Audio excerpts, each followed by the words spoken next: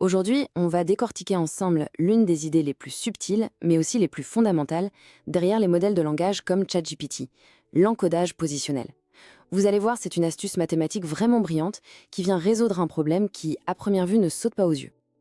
Alors, pour bien comprendre, plongeons directement dans le vif du sujet, avec ce qu'on pourrait appeler le paradoxe de l'ordre. Imaginez qu'on lise cette phrase. On comprend à peu près le sens, mais ça demande un petit effort. Le cerveau doit travailler, il doit réorganiser les mots pour recréer une structure qui a du sens. Ça nous montre bien que l'ordre des mots, c'est crucial. Maintenant, regardons ces deux phrases. Les mots sont exactement les mêmes. Pourtant, le fait de les permuter change tout, radicalement. Dans un cas, on a une scène de la vie de tous les jours tout à fait banale. Dans l'autre, c'est une situation un peu plus surréaliste, disons. Pour le langage, l'ordre, ce n'est vraiment pas un détail, c'est le sens lui-même. Et c'est là qu'on touche au cœur du paradoxe. L'architecture qui est au centre des IA modernes, le fameux transformer, est par nature complètement insensible à l'ordre des mots. C'est ce qu'on appelle l'invariance à la permutation. Pour lui, une phrase, c'est juste un sac de mots, un ensemble où chaque élément est traité en même temps que les autres, sans aucune notion de avant ou après. Du coup, ça nous amène à la question centrale. Si le modèle traite tous les mots en parallèle, comment diable peut-il saisir une nuance aussi fondamentale? Comment il fait pour distinguer qui est l'agresseur et qui est la victime? Eh bien, c'est précisément ce problème que l'encodage positionnel vient résoudre. Pour piger la solution, on va utiliser une petite analogie. Imaginons un orchestre, mais un orchestre un peu particulier. Imaginez un chef d'orchestre qui entendrait tous ses musiciens jouer leurs notes exactement au même moment. Pas une mélodie, non, mais un immense accord, un brouhaha. Impossible de percevoir la musique. La solution, ce serait de donner à chaque musicien un badge numéroté, premier violon, deuxième violon, etc. Et là, le chef pourrait reconstruire la mélodie en se basant sur ces numéros. Eh bien, l'encodage positionnel, c'est exactement ça. C'est une méthode pour donner à chaque mot un badge mathématique unique qui indique sa position dans la phrase. Ça permet au modèle de reconstruire l'ordre qui lui manquait. Mais attention, petite mise en garde obligatoire, l'image a ses limites. Contrairement à de simples numéros, ce badge mathématique doit être beaucoup plus malin. Il doit non seulement indiquer où est un mot, mais aussi permettre au modèle de calculer facilement sa distance par rapport aux autres mots. Ok, l'analogie est posée. Mais en vrai, dans le moteur, comment est-ce qu'on fabrique ces fameux badges mathématiques? C'est là que la solution devient particulièrement élégante. D'un point de vue technique, un encodage positionnel, c'est un vecteur, c'est-à-dire tout simplement une liste de nombres. Et cette liste de nombres, on vient l'ajouter à une autre liste de nombres qui, elle, représente le sens du mot lui-même, ce qu'on appelle son embedding. En gros, on fusionne le quoi, le sens du mot, avec le où, sa position. Dans le papier de recherche fondateur Attention is all you need, les chercheurs ont proposé une solution qui utilise des fonctions qu'on connaît depuis le lycée, le sinus et le cosinus. Pour chaque position dans la phrase, ils calculent toute une série de valeurs de sinus et de cosinus avec des fréquences qui varient.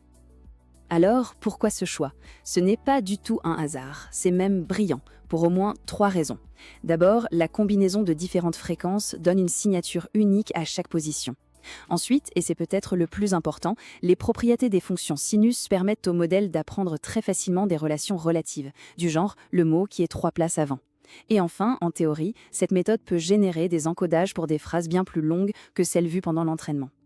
Ce qu'on voit sur ce graphique est assez fascinant, sans rentrer dans des maths complexes. Ce qu'il faut voir, c'est que ce graphique mesure la similarité entre les badges de position. Regardez le pic au centre. Il montre que la similarité change de manière très prévisible à mesure que les mots s'éloignent les uns des autres. Et surtout, cette forme reste exactement la même que l'on compare des mots au début ou à la fin de la phrase. C'est grâce à cette propriété que le modèle peut généraliser l'idée de distance, peu importe où il se trouve dans le texte. Donc, pour résumer très simplement, chaque mot reçoit un vecteur de position qui est composé d'ondes qui oscillent à différentes vitesses. Ce vecteur est ensuite additionné à son vecteur de sens et ça informe le modèle de sa place précise dans la séquence. Mais maintenant, il faut être honnête. Comme souvent en science, cette première solution, aussi élégante soit-elle, n'est pas parfaite. C'est un domaine de recherche qui est encore très actif. Les chercheurs débattent encore sur pas mal de points. Comment on fait pour gérer des textes extrêmement longs, comme un livre entier? Est-ce qu'il vaut mieux connaître la position absolue d'un mot, ou plutôt sa position par rapport à ses voisins? Et est-ce qu'on doit laisser le modèle apprendre lui-même ses encodages de position, ou lui imposer une formule mathématique fixe? Tout ça, ça a donné naissance à de nouvelles méthodes. Ropé, par exemple, est assez malin. Au lieu d'ajouter un vecteur, il le fait tourner d'un certain angle en fonction de sa position. Un peu comme une boussole qui indiquerait une direction unique. Alibi, une autre approche, est encore plus simple. Elle ne modifie pas les mots, mais elle vient pénaliser la tension entre des mots qui sont très éloignés l'un de l'autre. Et cette image, elle illustre parfaitement le débat. À droite, avec la méthode sinusoïdale, on voit une structure très nette, des lignes parfaites. C'est prévisible, c'est rigide. À gauche, ce sont les positions qui ont été apprises par le modèle BERT. On voit bien une structure, mais elle est plus floue, plus bruitée. Elle s'est adaptée aux données.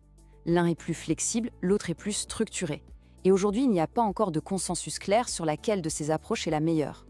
Et si on prend un peu de hauteur maintenant, tout ça nous amène à une question beaucoup plus profonde et même un peu vertigineuse. La notion d'ordre, de séquence, est-ce que c'est une composante fondamentale de l'intelligence elle-même? Pour nous les humains, la séquence, c'est quelque chose de naturel. On vit dans le temps, on perçoit les choses les unes après les autres. Une IA comme un transformer n'a pas cette expérience. Elle doit carrément réinventer, simuler cette notion d'ordre en utilisant des astuces mathématiques. Et ce qui est absolument fascinant, c'est que ce problème très technique d'intelligence artificielle rejoint un débat philosophique et linguistique qui, lui, date de plusieurs siècles. Est-ce que la façon dont on ordonne nos mots dans une phrase reflète la structure même de notre pensée ? En nous forçant à mettre l'ordre en équation, les Transformers nous obligent finalement à repenser cette relation intime entre la syntaxe et le sens.